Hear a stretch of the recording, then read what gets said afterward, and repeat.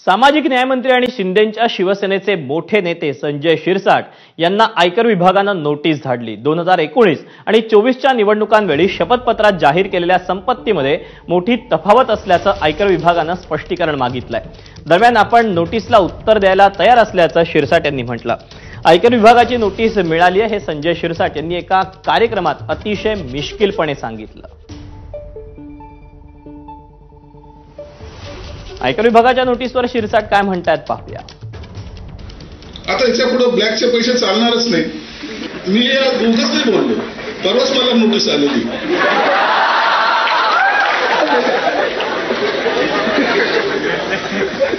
2019 तुम्ही निवडणुकीमध्ये तुमची प्रॉपर्टी एवढी होती, 2024 मध्ये एवढी कशी झाली? 9 तारीख ठेवलेली, येणारी 9 तारीख।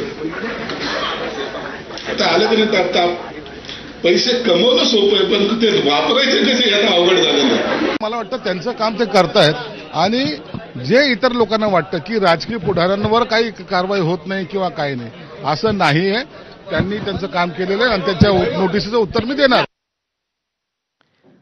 संजय शिरसाट यांच्या शपथपत्राप्रमाणे 2019 मध्ये त्यांची संपत्ती किती होती आणि 2024 मध्ये ती कितीनं वाढली पाहूया।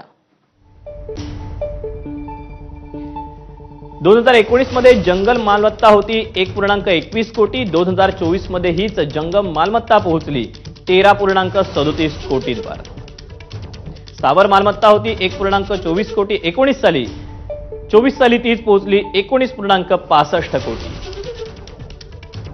सोनं होतं 16 कोटी इतकं 19 साली, तर 2024 साली सोनं गेलं 1.42 कोटी।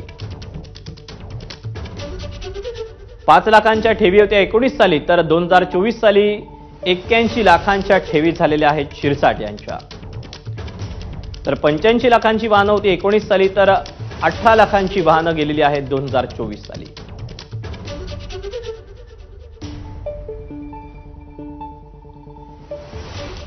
दरम्यान खासदार श्रीकांत शिंदे यांनाही आयकर विभागानं नोटीस पाठवली अशी माहिती सामाजिक न्याय मंत्री संजय शिरसाट यांनी दिली। मात्र काही वेळानं त्यांनी हे आपलं वक्तव्य मागे घेतलं। श्रीकांत शिंदे यांना नोटीस आलेली नाही, आपण चुकून त्यांचं नाव घेतल्याचं ते म्हणाले।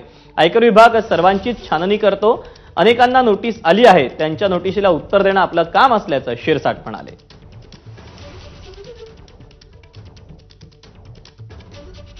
देखिए, आयकर विभाग जो होता है वो हर किसी की छाननी करता है।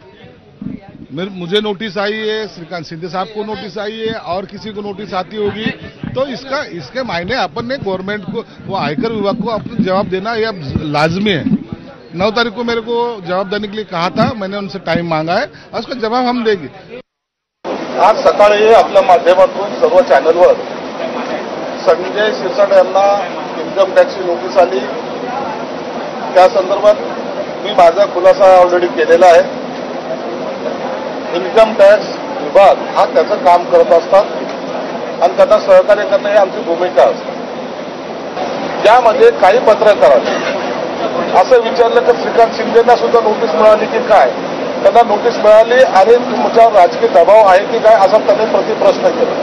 मला श्रीकांत शिंदेंना नोटीस मिळाली का नाही याबद्दलची कोणतीही माहिती माझ्याकडे नव्हती, परंतु हे वाक्य माझ्या तोंडी घालण्यात येत आहे की श्रीकांत शिंदेंना नोटीस मिळाली असं संजय शिरसाट बोलले, तर कृपया हा गैरसमज पसरू नये म्हणून यासाठी हा खुलासा